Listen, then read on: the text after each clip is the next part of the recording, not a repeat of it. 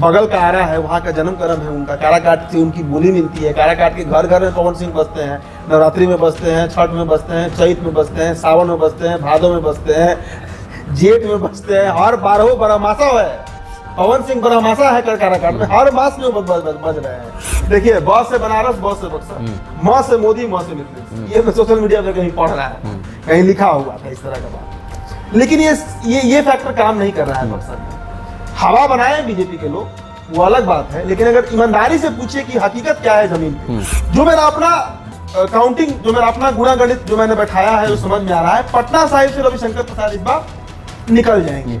भले ही मार्जिन बहुत कम होगा, उतना मार्जिन नहीं होगा जैसे पिछले बार होता है, लेकिन हार जीत पे अगर आएगा तो इस बार भी फाइट यहाँ पर रविशंकर प्रसाद ही दे रहे हैं। अंशुल अभिजीत कोई बहुत आगे निकलते हुए या उस तरीके का कोई बहुत नहीं दिख रहा है कि हम ये बात कह सके कि कांग्रेस ये सीट जीत रही है। क्या लग रहा है, किसका पलड़ा भारी लग रहा है पाटलिपुत्र लोकसभा? देखिए, पाटलिपुत्र के बारे में तो मैं अब अस्वस्थ होकर ये बात कह सकता हूँ कि वहां पर निशा भारती भारी बहुत भारी पड़ रही है राम कृपाल, और वो अपमानजनक हार है। मात्र 40,000 वोट से 2019 में मोदी लहर में हारी थी, मतलब प्रचंड लहर था, 5-5 लाख से प्रत्याशी जीत रहे थे, उसमें मात्र 40,000 से हारी थी निशा भारती। तो इस बार तो हम डंके की चोट पर कह सकते हैं कि निशा भारती पाटलिपुत्र निकाल सकती है, कहीं कोई ऐसी शक्ति नहीं है। राम कृपाल का हालत खराब है इस बार, चूंकि मोदी का लहर जिस तरह का नहीं है, और अग्निवीर योजना बड़ा भारी पड़ा है, ये बात अपने वो सही मुद्दा उठाया। इसके अलावा जो वहां का अति पिछड़ा समाज है, देखिए पिछले बार वहां से राजू यादव लड़े, इस बार सुदामा प्रसाद को टिकट दिया गया, हलवाई समाज से आते हैं, तो पिछड़ों को भी एक गोलबंदी की गई, और वैश्य मतदाता भी अच्छी खासी संख्या में है वहां पर आरा में। उनको भी तोड़ने के लिए, चूंकि यादव वोट तो पूरा पड़ेगा ही आरजेडी के साथ, मुसलमान मतदाता भी देंगे, लेकिन वैश्य वोट में सेंधमारी और कुशवाहा वोट में सेंधमारी का प्रयास आरजेडी की है। वो आरा में अगर सफल हो गया तो फिर ये मान कर चले कि आरा सीट भी बीजेपी लूज कर देगी। बक्सर में कोई ब्राह्मण नहीं है क्या जो लड़ सके चुनाव, कोई काने कुब्ज नहीं है जो लड़ सके चुनाव, ये चर्चा हो रही है। तो बक्सर का सीट मेरा अपना अनुमान है कि सुधाकर सिंह निकाल कर ले जाएंगे, एकदम मतलब चुस्ती दुरुस्ती से आराम से निकाल कर ले जाएंगे। देश अब अंतिम चरण के चुनाव में पहुंच चुका है। देखिए 6 चरणों का चुनाव बीत गया है, और कल यानी कि 1 जून को अब अंतिम चरण का चुनाव है, 7वें चरण का चुनाव है। सबकी निगाहें 7वें चरण पर टिकी हुई हैं। अगर बिहार की बात करें तो बिहार के 40 लोकसभा सीटों में 8 लोकसभा सीटों पर कल चुनाव है। बड़ी बड़ी लोकसभा सीटें हैं। देखिए कई दिग्गज जो हैं इस लोकसभा से उतर रहे हैं, चाहे वह पवन सिंह हो, चाहे वह उपेंद्र कुशवाहा हो, चाहे वह रामकृपाल यादव हो। तमाम जो दिग्गज हैं वह चुनावी अखाड़े में हैं। आपको बता दें कि 8वें चरण के चुनाव में पाटलिपुत्र, पटना साहिब, आरा, बक्सर, सासाराम, नालंदा, काराकाट जैसी सीटें हैं जहां पर चुनाव होने वाले हैं।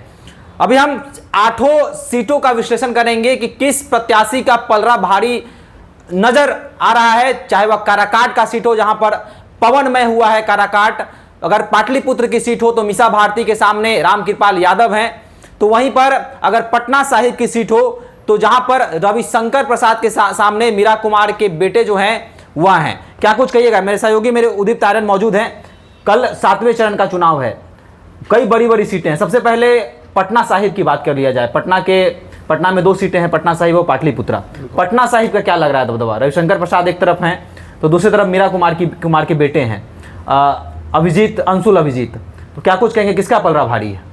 देखिए पटना साहिब में लड़ाई तो वैसे बहुत रहता नहीं है, कायस्थ और वैश्य बाहुल इलाका है माना जाता है, लेकिन जातीय जनगणना का जो काउंटिंग हुआ, जो रिपोर्ट आया, उसके बाद थोड़ा सा ये मिथ टूटा। आज पटना साहिब के अगर गुणागणित पर हम नजर डालें तो यादव मतदाता हो, कुशवाहा मतदाता हो, कुर्मी हो, कहार हो, या अति पिछड़ा का एक बड़ा संख्या जो है वो वैश्य और कायस्थों पर भारी पड़ता है। ये बात सामने आ गया पटना साहिब को। देखिए पटना पारंपरिक रूप से अगर पूछिए शुभम की किन जातियों का बसिंदे हैं, यहाँ के रहने वाले हैं, तो यादव पहले नंबर पे आते हैं, दूसरे नंबर पे यहाँ पे कुर्मी आते हैं, और तीसरे नंबर पे यहाँ पे कायस्थों की गिनती होती है। कायस्थ यहाँ के मूल निवासी नहीं है, मतलब उनका गांव नहीं है। जैसे अगर आप दीघा चले जाइए तो वहां पर आपको कई गांव मिल जाएंगे आज के डेट में भी जो यादव बाहुल्य है। पटना से सटा हुआ कई ऐसा गांव मिलेगा जहां पर कुर्मी बाहुल्य है। लेकिन कायस्थ यहाँ पर कैसे इतनी संख्या में हुए? तो देखिए नौकरी पे से जाती है, शुरू से बक्सर से माइग्रेट करके लोग चले आए पटना, आज से 60 साल 70 साल 80 साल पहले जमीन खरीद के घर बसा लिए। यही कहानी कायस्थों की है, तो इसलिए कायस्थ बाहुल्य बन गया।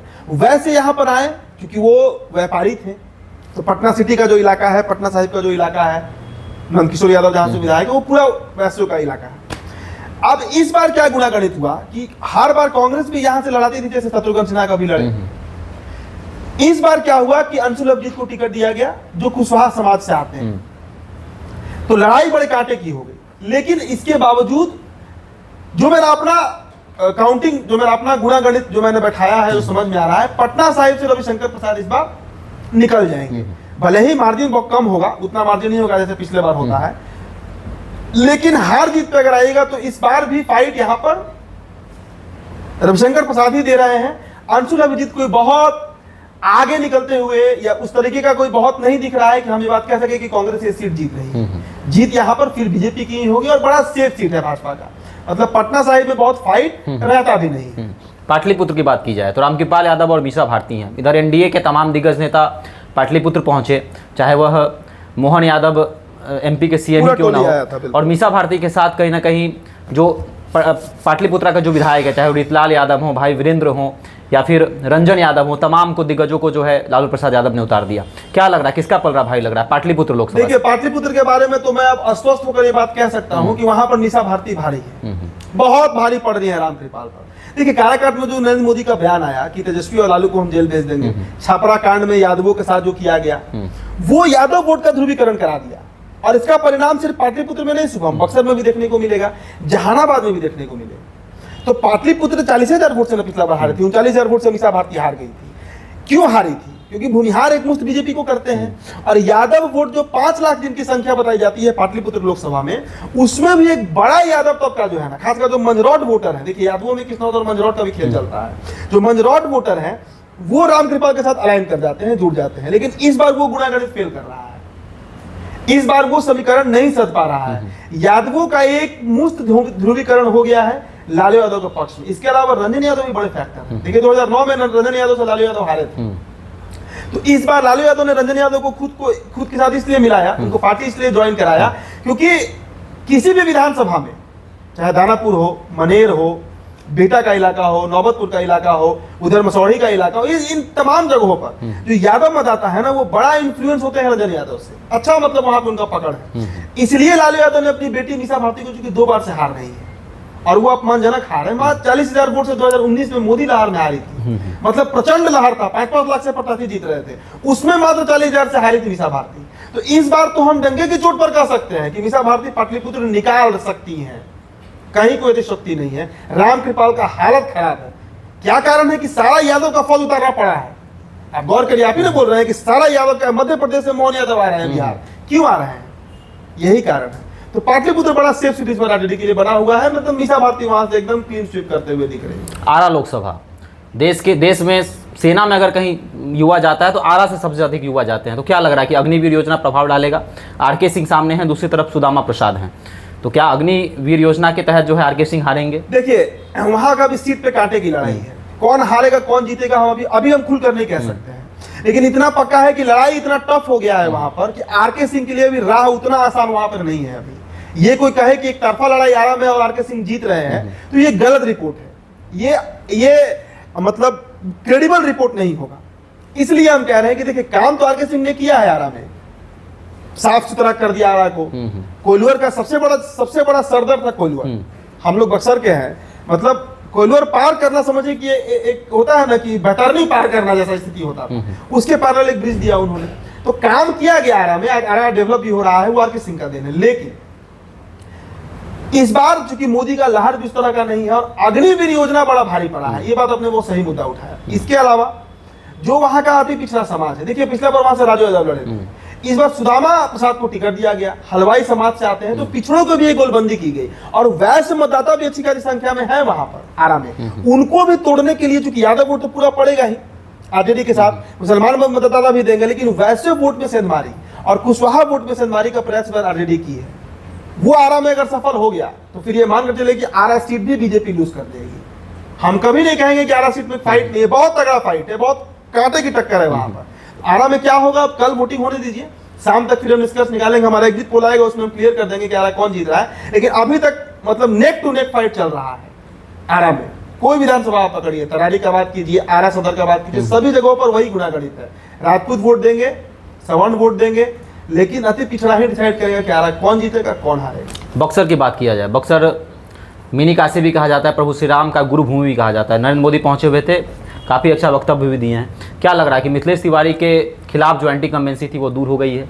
क्या सुधाकर सिंह मिथिलेश तिवारी पर भारी पड़ेंगे? और तीसरी तरफ तो आनंद मिश्रा भी निर्दलीय प्रत्याशी हैं। देखिए, बॉस से बनारस, बॉस से बक्सर, मौ से मोदी, मौ से मिथिलेश, ये मैं सोशल मीडिया पे कहीं पढ़ रहा है, कहीं लिखा हुआ था इस तरह का बात। लेकिन ये फैक्टर काम नहीं कर रहा है बक्सर में। हवा बनाए बीजेपी के लोग, वो अलग बात है, लेकिन अगर ईमानदारी से पूछे कि हकीकत क्या है जमीन पे, देखिए वहां मैंने क्या कहा पाटलिपुत्र को लेकर कि यादवों का ध्रुवीकरण हो गया है। बक्सर लोकसभा में सबसे बड़े मतदाता संख्या किसी का है तो वो यादवों का है। दूसरे नंबर पे कुशवाहा है, तीसरे नंबर पे ब्राह्मण है। ब्राह्मण बाहुल कहा जाता है उस सीट को, लेकिन है सबसे ज्यादा वहां यादव और कुशवाहा। दो फैक्टर वहां काम कर रहा है। पहला फैक्टर आनंद मिश्रा है। आनंद मिश्रा कितना वोट काटेंगे? 75,000 काटेंगे, 1 लाख काटेंगे, कि 1.5 लाख काट लेंगे, कौन जानता है कितना काट लेंगे। वो नुकसान बीजेपी को होगा। पिछला बार अश्विनी चौबे वहां पे 1.25 लाख वोट से जीते थे। अगर 1 लाख के आसपास आनंद मिश्रा काट लिए तो बीजेपी सीट लूज कर जाएगी। दूसरा फैक्टर समझिए, यादव वोटों की गोलबंदी। नरेंद्र मोदी का वो बयान कि तेजस्वी को जेल भेज देंगे, लालू को जेल भेज देंगे चुनाव के बाद। यादव जो ददन पहलवान को वोट करते थे चुनाव में, नैनी जोर में, रामगढ़ में, बरहमपुर में, शाहपुर में, दिनारा में, वो इस बार यादव वोट करेंगे आरजेडी को। पूरा यादव बक्सर का ये ठान लिया है कि सुधाकर सिंह को वोट करना है। तीसरा फैक्टर समझिए, कुशवाहा वोटर, काराकाट में जो प्रकरण चल रहा है, उपेंद्र कुशवाहा का अब तब लगा हुआ है, पवन सिंह हालत खराब कर दिए हैं। उसका बदला, जो राजनीतिक बदला होता है, मैं बक्सर का हूं तो कई लोग बक्सर के जुड़े हुए हैं सोशल मीडिया पे। वहां का कुशवाहा लिख रहा है बक्सर का कि इस बार लालटेन ही जलाना है बक्सर में, इस बार नहीं कमल खिलने देंगे हम। 2019 या 2014 में अगर अश्विनी चौबे जीते बक्सर लोकसभा तो उसके पीछे कारण सिर्फ ब्राह्मण मतदाता नहीं थे, उसके पीछे कारण एक कुशवाहा मतदाता भी थे, उसके पीछे कारण राजपूत मतदाता भी थे। लेकिन इस बार राजपूत भी सुधाकर सिंह के साथ जा रहे हैं, तो हर तरह से बीजेपी वहां घिरी हुई है। दूसरा फैक्टर बाहरी बनाम लोकल की भी चल रही है।